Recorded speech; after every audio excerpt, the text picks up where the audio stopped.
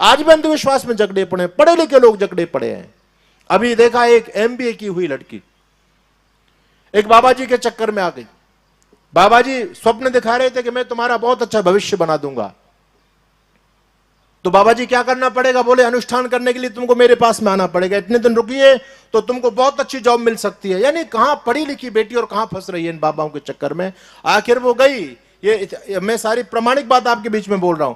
जब वो गई तो उसके साथ में उसका क्या, तो उसको भविष्य बनाना था उस दुष्ट को, उसकी इज्जत लूटी गई। अनेक बार उसके साथ में कुकर्म किया उस धूर्त व्यक्ति ने, और फिर उससे धन भी लिया और उसकी इज्जत भी लूटी। अब वो रो रही है मेरे साथ तो बड़ा दुराचार कर दिया। अरे भाई, इस अंधविश्वास में क्यों जकड़े पड़े हो? कौन तुमको जगाएगा? डाकनी शाकनी के नाम पर आजकल देखो, आप लोग सब प्रबुद्ध लोग हैं, कितना अंधविश्वास फैलता चला जा रहा है। आज हम लोग वास्तु शास्त्र के नाम पर भी भयभीत हो रहे हैं। आज घर मकान आप बनाते हैं, ऋषि दयानंद की शाला निर्माण विधि को पढ़िए, संस्कार विधि में कैसे मकान बनाना चाहिए। लेकिन आजकल लोग बने बनाए मकानों को तुड़वा रहे हैं। ये जीवन कोई रेल की पटरियों के समान नहीं है जो समानांतर चलता हो। ये तो गंगा यमुना की धाराओं के समान है, कभी धारा इधर बहती है तो कभी इधर बहती है। जीवन में कभी उतार है तो कभी चढ़ाव है, कभी हानि है तो कभी लाभ है, कभी दुख है तो कभी सुख है। लेकिन जब हमारे जीवन में थोड़ी सी प्रतिकूलता आती है, हम लोग घबरा जाते हैं और उन पाखंडियों के पास में दौड़ते हैं कि महाराज कुछ कृपा करो, हमारे जीवन में संकट का समय चल रहा है। और वो पाखंडी कुछ भी नहीं कर सकता, ये केवल ठगने के काम है लोगों के। देखो कितनी ठग विद्या कितनी प्रबल रूप से चल रही है। आजकल लोगों के ऊपर कोई किसी के ऊपर शनि चढ़ा रहा है, कोई मंगल का साया बता रहा है। अच्छा, जिसके ऊपर है उसको पता नहीं चल रहा। आश्चर्य की बात है, इस शरीर पर कोई चींटी चढ़ जाए, चींटा चढ़ जाए और कुछ चीज चढ़ जाए तो पता चल जाती है, लेकिन शनि कब चढ़ गए आदमी को पता ही नहीं है। बताने वाला भी दूसरा है, उतारने वाला भी दूसरा है। कितना हमको गुलाम बना दिया बौद्धिक दृष्टि से, हम सोचने के लिए तैयार नहीं है। तो कहते हैं कि हम एक बार तुम्हारे घर के मुआयना करेंगे, तब बताएंगे कमी कहां पर है। और जब वो लोग आते हैं तो कहते हैं यहां तुम्हारा जो पूजा घर है ना, यहां तो रसोई होनी चाहिए, जहां रसोई बना दी यहां बेडरूम होना चाहिए, जहां बेडरूम बना दिया यहां पर वो चीज होनी चाहिए, ड्राइंग रूम होना चाहिए, यहां पर ये पूजा घर होना चाहिए। ये तुमने घर ही सारा अस्त व्यस्त बना दिया है, तो तुम्हारे जीवन में संकट का समय तो आना ही है। अब देखो, लोगों की बुद्धि का दिवाला निकल गया। लोग बने बनाए मकान को उन पाखंडियों को कहने से तुड़वा रहे हैं। आश्चर्य की बात है। ये एक अंधविश्वास का नमूना मैं आपको बता रहा हूं। आजकल आप देखिए, बड़े बड़े डॉक्टर्स लोग अपनी गाड़ी में, बड़ी बड़ी महंगी गाड़ियों में नींबू मिर्च लटका करके घूम रहे हैं। आपके यहां क्या लटकाते हैं नजर से बचने के लिए? क्या लगाते हैं? कुछ नहीं लगाते। हमारे हरियाणा में, दिल्ली में जाओ, लोग अपने घरों पर टायर लटका रहे हैं, टायर, नजर से बचने के लिए। कोई मुखौटा आता है, उसमें जीभ निकली होती है, एक राक्षस जैसा बनी आकृति, उसको लगाते हैं। गाड़ियों पर देखो तो जूते चप्पल लटका रहे हैं लोग, बुरी नजर वाले, तेरा मुंह काला। क्या परंपराएं चल रही हैं। लोगों की बुद्धि का दिवाला निकल गया। किसी के अंदर भूत बढ़ गया, जिन्न बढ़ गया, किसी पर शनि राहु चढ़ गए, किसी के मंगल की छाया पड़ गई, किसी पर जो है ना शनि का प्रकोप हो गया। अरे विदेशी लोग इन ग्रहों पर चढ़ गए और भारत के लोगों पर ग्रह चढ़े पड़े हैं। कितने हम पाखंड के गर्त में डूबते चले जा रहे हैं। इसलिए इस पाखंड पर ऋषि दयानंद ने हमला किया। किसी ने नहीं बोला पाखंड का, खंडन किया ऋषि दयानंद ने। और मैं आपसे बार बार कहता हूं, हर सत्र में कहता हूं, बिल्कुल भी डरो मत, बिल्कुल मत डरो। ये भूत प्रेत जिन्न पिशाच शनि राहु केतु, ये ऊपर नीचे का चक्कर, ये घात चुड़वाना, ये पानी पड़वाना, ये डोरे गंडे ताबीज जो आप मुल्लाओं से पढ़वा करके ला रहे हो, अपने बच्चों के गले में बांध रहे हो। कोई बच्चे के गले में बांधता, कोई हाथ में बांधता है। और आजकल ये यहां पर आ गया है, काला काला धागा बहुत सारी बहन बेटियों के पैरों में बंधा होगा। मैं आपसे कहना चाहता हूं, यदि बचना चाहते हो, इस पाखंड के गर्त से निकलो और जो काली काली बेड़ियां आपके पैरों में बंधी पड़ी, इनको तोड़ देना भी इनकी कोई शक्ति नहीं है। बस देखा देखी चल रही है। दूसरे ने किया, हमने भी करना शुरू कर लिया। अपने बुद्धि विवेक से हमने निर्णय नहीं लिया। जिस दिन हिंदू धर्म के क्षेत्र में बुद्धि का इस्तेमाल करना शुरू कर देगा, उस दिन ये पाखंड सारा समाप्त हो सकता है और उस दिन व्यक्ति आर्य समाजी बन सकता है। अरे आर्य समाजी होता ही क्या है? आर्य समाजी वो जो हर क्षेत्र में अपनी बुद्धि को खोल करके चलता है। दुनिया के लोग व्यापार के क्षेत्र में, अन्य कारोबार के क्षेत्र में बुद्धि को खोलते हैं, उसका इस्तेमाल करते हैं, लेकिन धर्म के क्षेत्र में उनको बेवकूफ बनाया जाता है। धर्म में अकल को दखल नहीं है। धर्म केवल आस्था का विषय है। बस श्रद्धा से सुनते चले जाओ, इसी में कल्याण हो जाएगा, ऐसा आपको पाखंडी लोग बहकाते हैं। लेकिन धर्म के अंदर तर्क है। यह तर्केण सिद्ध्यति स धर्म, धर्म वो जो तर्क से सिद्ध होता है। और बंधु सर्वपल्ली राधाकृष्णन कहते थे, अगर धर्म में तर्क को स्थान नहीं है, यदि बुद्धि को स्थान नहीं है, तो धर्म केवल बेवकूफों का सौदा है, उस धर्म का कोई भी औचित्य नहीं है। तो ये अंधविश्वास, आडंबर, पाखंड तभी तक बढ़ रहा है जब हम धर्म के क्षेत्र में बुद्धि को बिल्कुल बंद करके बैठे। आज हमको लोग खूब बहका रहे हैं, खूब बहका रहे हैं। तो माताओं बहनों, इस चक्कर में बिल्कुल मत आना। संध्या करो, यज्ञ करो, अपने कर्मों को ध्यान दो कि हमारे जीवन में कोई कर्म हमसे खराब ना हो जाए। बाकी फिर आपको किसी से डरने की आवश्यकता नहीं है, कहीं पर भी जाने की आवश्यकता नहीं है। परमपिता परमात्मा अंतर्यामी है, कण कण में विद्यमान है, उसको किसी एक स्थान विशेष पर जाकर के दर्शन करने की आपको आवश्यकता नहीं है। ये मूर्ति पूजा देश के लिए कितनी घातक सिद्ध हुई, बोल रहा हूं मैं, आप लोगों को बुरा लग सकता है, लेकिन मैं फिर भी बोलता हूं, मूर्ति पूजा का कितने साइड इफेक्ट ऋषि दयानंद सत्याप्रकाश में गिना रहे हैं, 16 दुष्परिणाम है ना। और इन मूर्ति पूजा के चलते हमको हजारों साल की गुलामी देखनी पड़ी। बताओ कोई दूसरा कारण हो तो? सबसे बड़ा कारण अंधविश्वास, हम अपनी मूर्खता के चलते लुटे हैं, पिटे हैं। और दूसरा कारण ऋषि दयानंद कह रहे हैं, आपस की फूट। ये दो चीज आर्य लोगों को खा गई, एक तो अंधविश्वास, ढोंग, आडंबर, और दूसरा आपस की फूट। हमारे खुद के जयचंदों ने विधर्मी विदेशी लोगों को आमंत्रण भेजे, क्या नाम था उसका, शाहबुद्दीन गौरी को किसने बुलाया? जयचंद ने बुलाया। कौन था जयचंद? आप जानते हैं, भारत का राजा, कन्नौज का राजा। और अपने मौसेरे भाई को मरवाने के लिए, अंतिम हिंदू सम्राट पृथ्वीराज चौहान को मरवाने के लिए, वो जो है जयचंद दिल्ली का राजा बनना चाहता है, लेकिन वहां के जो राजा थे अनंगपाल, वो पृथ्वीराज चौहान को गद्दी सौंपना चाहते थे, क्योंकि उनकी अपनी कोई संतान नहीं थी।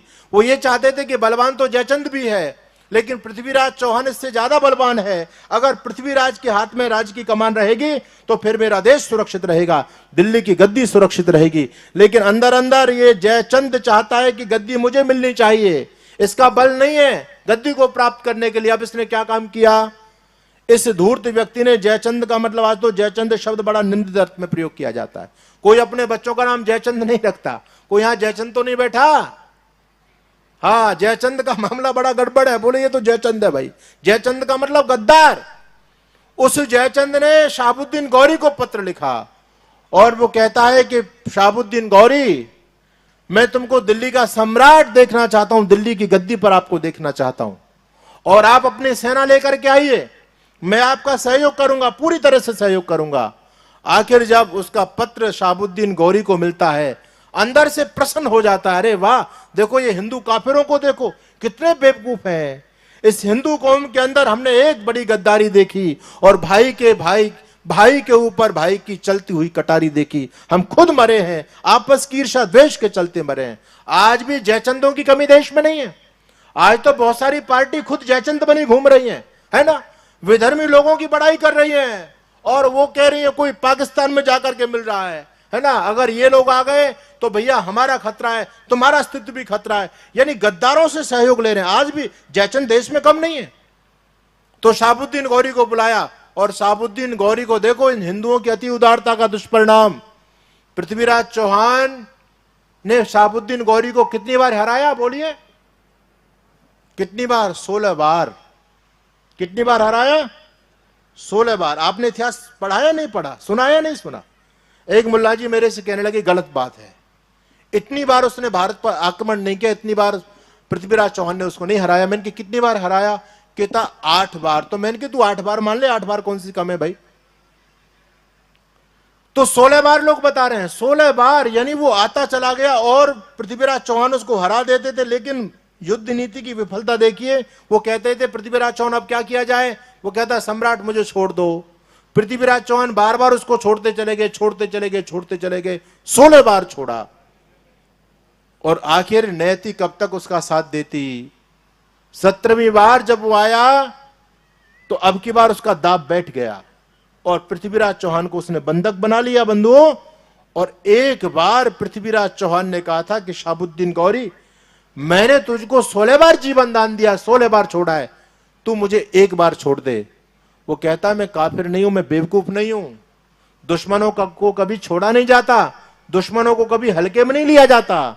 आप जानते हो, पृथ्वीराज चौहान को अपने साथ कैद करके लेके गया, कहां? अफगानिस्तान में। अकेला पृथ्वीराज चौहान नहीं गया, उसकी पत्नी संयोगिता के साथ में कितना अत्याचार बलात्कार किया गया, और उसके जो बेटे थे उनको जबरदस्ती धर्मांतरण किया गया। चौहान वंश मुसलमानों में पाया जाता है, सारे जो चौहान है ना ये सारे पृथ्वीराज के वंशज हैं। और आपको बताना चाहता हूं, लगभग ये जो अजमेर में जिसकी चिश्ती है ना, ख्वाजा चिश्ती, ये चिश्ती ने लगभग 7 लाख लोगों का धर्मांतरण कराया। उस समय तलवार के बल पर कराया। वो लोग धर्मांतरित हुए, देश में देश के सम्राट को एक बंधक बना करके लेके गए, और वहां जो दुर्गति पृथ्वीराज चौहान की हुई आप सभी जानते हैं। क्या किया, उसकी आंखें फोड़ दी गई और तिल तिल करके उसको मारा जा रहा है, यातनाएं दी जा रही हैं। बंधुओं, वो तो आपने इतिहास पढ़ा होगा, चंद्रबरदाई पहुंच गए वहां, और चंद्रबरदाई ने जाकर के वहां के सम्राट को कहा, शहाबुद्दीन गौरी को, कि तुम जो भेष बदल करके पहुंचे थे, कि तुम जो भारत के सम्राट को यहां बंधक बना के लाए हो ना, तुमने बहुत अच्छा किया। ये बड़ा घमंडी था, बड़ा दुष्ट था, अच्छा किया तुमने, एक बार मुझे इससे मिलने का अवसर दे दो। बोले क्या करोगे? मैं इससे ये कहूंगा कि तू ये कहता था कि दुनिया में मुझे कोई जीत नहीं सकता। अरे पृथ्वीराज चौहान, तेरी ताकत कुछ नहीं है, शहाबुद्दीन गौरी तुझसे ज्यादा बलवान है, उसने तुझको जीत करके दिखा दिया। ये शहाबुद्दीन गौरी बड़ा खुश हुआ, बोले अच्छा ये बात कहनी है, ठीक है भैया, इस फकीर को मिलने दो। आखिर उसको मिलने के लिए अनुमति दे दी गई। जब देखा पृथ्वीराज चौहान की दुर्गति चंद्रबरदाई ने देखी, उनके जो कवि थे उन्होंने देखी, तो कहा कि पृथ्वीराज चौहान ये आंख कैसे फूट गई? क्या युद्ध में लड़ाई करते करते फूट गई थी? बोले लड़ाई करते करते नहीं फूटी, ये तो यहां आकर के गलम सलाका करा करा करके इस शहाबुद्दीन गौरी ने अपने 5-5, 6-6 योद्धाओं को मेरे सामने भेजा, और चाकू की नोकों से मेरी आंखों को निकाला गया है। कितना अत्याचार इस हिंदू जाति पर हुआ। मेरी माताओं बहनों, कहानी बहुत लंबी है, मैं उस कहानी को सुनाने के लिए आपके सामने नहीं बैठा। आखिर वो युद्ध होता है, 4 बांस 24 गज अंगुल अष्ट प्रमाण, और ताऊ पर सुल्तान है मत चूके चौहान। वो भारत के योद्धा ने उस विदेश की धरती पर भी जाकर के वो शहाबुद्दीन गौरी की भी गर्दन काट दी, उसको भी मार गया। और दोनों भी, पृथ्वीराज चौहान और चंद्रबरदाई, दोनों भी वहां आपस में एक दूसरे को मार करके समाप्त कर लेते हैं अपने जीवन को। एक बात आपको और बता दूं, यदि आपको मेरी बात कुछ काम कर जाए तो बहुत अच्छा रहेगा। पृथ्वीराज चौहान की कब्र बनी है आज भी, कहां? अफगानिस्तान में। यहां पर भी लोगों की कब्रें बनी हुई हैं, लेकिन यहां कब्रों का क्या हो रहा है? हिंदू जाकर के सर पटक रहा है इन कब्रों के ऊपर, उनको पूज रहा है। दादू जी ने कहा कि दादू दुनिया बाबरी, कब्रें पूजे ऊत, और जिनको कीड़े खा गए उनसे मांगे पूत। इन हिंदुओं की दुर्गति देखो, अपने दुश्मनों से, जो हमारे पूर्वजों के दुश्मन थे, युद्ध में हमारे पूर्वजों ने जिनको मार दिया, आज उनकी संतानें अपने दुश्मनों से जाकर के पूत मांग रही हैं, उनसे आशीर्वाद प्राप्त कर रही हैं। कैसे हमारा भला हो जाएगा? एक तरफ हम लोग हैं जो उन विधर्मियों की कब्रों को पूज रहे हैं, नाक रगड़ रहे हैं वहां, एक तरफ वो लोग हैं। आपको जानकारी होनी चाहिए, अफगानिस्तान में पृथ्वीराज चौहान की कब्र बनी हुई है। और जब कांधार विमान अपहरण हुआ था अटल बिहारी वाजपेयी की सरकार में, तो आपको पता है जो हमारा विमान अपहरण करके हाईजैक करके आतंकवादी लेकर के गए, तो कुछ शर्तों पर उन्होंने हमारे विमान को रिहा किया, हमारे यात्रियों को छोड़ा। आतंकवादी लोगों ने, हमने बहुत सारे आतंकवादियों को जेल से छोड़ा, और देश के विदेश मंत्री यशवंत सिंह यहां से विमान लेकर के गए, सारे आतंकवादियों को भर के लेके गए और उनको सौंप दिया। बोले हमने तुम्हारे आतंकवादी तुम्हें सौंप दिए और तुम भारत के लोगों को हमको सौंप दो। बंधु, उस समय जो पत्रकार उनके साथ में गए थे, जब उनकी डील पूरी हो गई और भारत के लोग उनको मिल गए, जब मामला खत्म हो गया, सुलह हो गई, तो पत्रकारों ने कहा कि हम तुम्हारी जमीन पर आए हैं, अब हमारे पास कुछ थोड़ा सा 4-5 घंटे का समय है। तो पत्रकार तो आपस में मिल जाते हैं। उन्होंने कहा कि आप अपने देश की सबसे खूबसूरत जगह हमको दिखाइए। तो वहां के पत्रकार भारत के पत्रकारों को लेकर के गए, और वहां लेके गए, एक वहां सड़क पर एक कब्र बनी हुई थी, और वहां एक लंबा जूता पड़ा हुआ था। जो भी व्यक्ति राहगीर वहां से जाता है, उस जूते को उठा करके 5 जूते उस कब्र पर मारता है। हमारे भारत के पत्रकार देख रहे हैं ये मामला है क्या। उन्होंने पूछा भैया ये क्या मामला है, ये जूते क्यों पटक रहे हैं, ये क्या है? ये कहते हैं ये कब्र है। तो कब्र की तो पूजा की जाती है, लेकिन इस पर तो जूते मार रहे हैं। बोले ये कब्र हमारे यहाँ के फकीरों की नहीं है, ये कब्र हिंदुस्तान के सम्राट पृथ्वीराज चौहान की है। उसने हमारे देश के शासक शहाबुद्दीन गौरी को मारा था, हमने उसकी कब्र बना दी, और हमारा हर व्यक्ति इसकी कब्र पर जूते पटकता है, 5 जूते मार करके आगे जाता है। यह पृथ्वीराज चौहान की दुर्गति हो रही है अफगानिस्तान के अंदर। बंधुओं, एक तरफ हम लोग हैं जो उन कब्रों को सिर पटक रहे हैं, उनको पूज रहे हैं। ध्यान रखिए, ऋषि दयानंद की आत्मा रो पड़ी। ऋषि दयानंद ने जो पाखंड का खंडन ऐसे नहीं किया, उस ऋषि को क्या क्या नहीं झेलना पड़ा। किसी ने मुसलमान बनने का इल्जाम लगाया, किसी ने उनको ईसाई कहा, किसी ने विस्तर फेंके, किसी ने पत्थर फेंके। लगभग 42 बार ऋषि दयानंद की प्राण लेने की चेष्टा की गई। 42 बार लोगों ने जहर दे रहे हैं, कोई षड्यंत्र कर रहा, कोई उसमें जहर दे रहा, कोई ईंट पत्थर, कोई मारने के लिए पहलवानों को भेज रहा है, कोई कैसे मरवाना चाहता है। आखिर स्वामी दयानंद सरस्वती ने जीवन के अंतिम क्षणों में सोचा कि ये लोग मुझे जीने नहीं देंगे, मेरा जीवन कभी भी जा सकता है, बार बार आक्रमण किया जा रहा है। ये जो वेद की मशाल है, ये मशाल जलती रहे, इसके लिए मैं कुछ काम कर जाऊं। स्वामी दयानंद ने सोचा मेरे मरने के बाद में ये विचारधारा, ये वेद की विचारधारा समाज में चलती रहे। इसलिए स्वामी दयानंद सरस्वती ने आर्य समाज की स्थापना की कि मेरे जीवन का कोई भरोसा नहीं है, क्योंकि जो जगाने के लिए आता है इस हिंदू जाति ने उसको सुला दिया। बंधुओं, मेरे निवेदन को आप स्वीकार कीजिएगा। मैंने 2 बातों पर आज आपके बीच में प्रकाश डाला। पहली बात, अंधविश्वास, रूढ़ियां, आडंबर, ढोंग, पाखंड, इसको बिल्कुल जड़ से खत्म करो।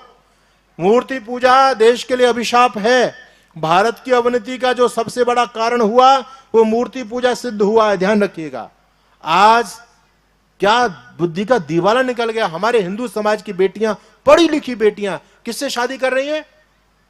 भगवान जी के साथ में शादी कर रही हैं। देखा होगा आपने, वीडियो आते हैं, वो लड्डू गोपाल के साथ शादी कर रही है। कहां बुद्धि चली गई इनकी।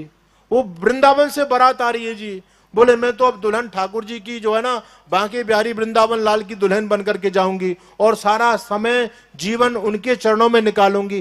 कहां बुद्धि चली गई हमारी। इन मूर्तियों के साथ में शादी कर रही हैं बेटियां, इन मूर्तियों के विवाह किए जा रहे हैं। तुलसी ग्राम का विवाह हो रहा है, उसका विवाह हो रहा है, भगवान शिव की शादी हो रही है। ये क्या? अभी उज्जैन के अंदर एक हिंदू समाज की कम्युनिटी ने मिलकर के भगवान शिव की शादी की।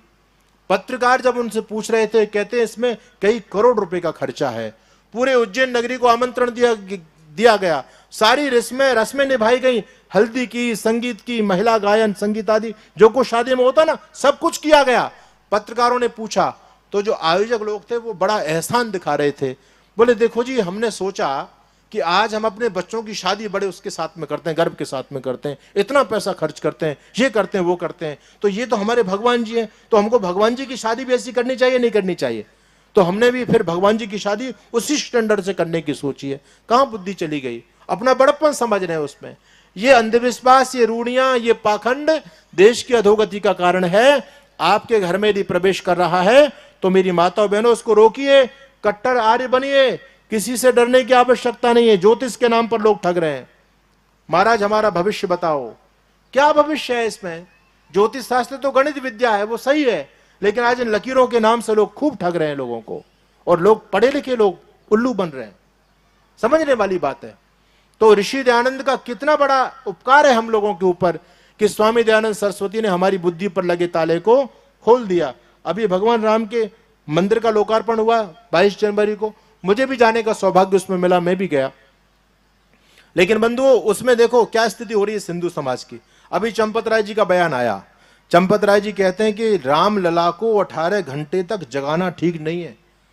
अभी वो बच्चे हैं, उनको विश्राम भी तो चाहिए ना, तो इतने लंबे समय तक उनको कष्ट मत दो। इसलिए एक दर्शन का एक सीमित समय हम रखेंगे, 5 घंटे तक रामलला दर्शन देंगे, उसके बाद रामलला विश्राम करेंगे। है ना, क्या हो रहा है देश में। देखो, एक बात मैं कह देता हूं, हो सकता है कड़वी लग जाए लोगों को। हमको बहुत अच्छी बात है कि नरेंद्र मोदी प्रधानमंत्री बने देश के, हिंदूवादी सरकार है, लेकिन पाखंड भी चरम सीमा पर फैलाया जा रहा है। इसमें भी कोई कोताही नहीं बरती जा रही है ना, चरम सीमा पर पाखंड। और हम लोगों ने यह समझ लिया है कि मंदिर बन जाना या जगराते हो जाना या कोई कथा सुन लेना, इसी से सनातन धर्म आपका बचेगा क्या? भैया, इनसे सनातन धर्म बचने वाला नहीं है, याद रखिए। सनातन धर्म बचेगा जब आप पाखंड रहित हो जाओगे, वेद के रास्ते पर चलेंगे, तब आपकी सुरक्षा सन्निहित है। नहीं तो आने वाले समय में दौर बहुत भयानक आने वाला है। विधर्मी ताक में बैठे हुए हैं, याद रखिएगा, ताक में बैठे हुए हैं। लोगों का होमवर्क पूरा हो चुका है कि आने वाले समय में 2050 तक की योजना है उनकी। ज्यादा समय आपके पास में नहीं है, कल मैं पूरी योजना का पर्दाफाश कर दूंगा आपके बीच में। ज्यादा समय आपके पास में नहीं है, पूरी योजना है, पूरा होमवर्क हो गया है। आप लोगों को लगता होगा प्रेम और भाईचारे की बात, लेकिन बंधुओं कभी अपने अतीत के पन्नों को पलट करके देखो, आज तक भाईचारा नहीं रहा। सारे मंदिर तोड़े और मस्जिदें मंदिर की छाती पर बनी है। और मैं तो आर्य समाजी लोगों से कहता हूं, स्वामी श्रद्धानंद का बलिदान हुआ, मारा स्वामी श्रद्धानंद को किन लोगों ने मारा? इन्हीं भाईचारे वाले लोगों ने मारा। महाशय राजपाल को मारा, इन्हीं भाईचारे वाले लोगों ने मारा। पंडित लेखराम जी को मारा, इन्हीं भाईचारे वाले लोगों ने मारा। और ऋषि दयानंद की हत्या की गई, उसमें इन भाईचारे वालों का पूरा हाथ था। यानी समझने की बात है, अभी भी हमारी नींद नहीं खुल पा रही है। इसलिए मैं कहता हूं कि अब जाग जाओ, ज्यादा समय आपके पास में नहीं। ये जो आडंबर ढोंग फैलाने वाले, ये पाखंडी आपकी रक्षा नहीं कर पाएंगे, पक्की बात है, बिल्कुल भी रक्षा करने में सक्षम नहीं है।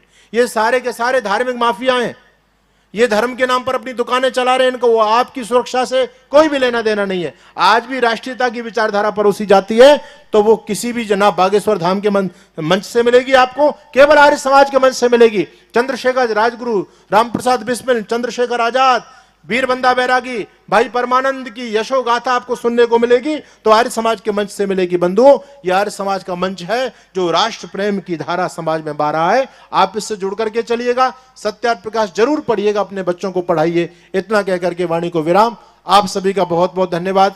जिन माता बहनों ने मुझे सहयोग दिया संस्था के लिए, उनका भी बहुत बहुत धन्यवाद। सबको सादर प्रणाम।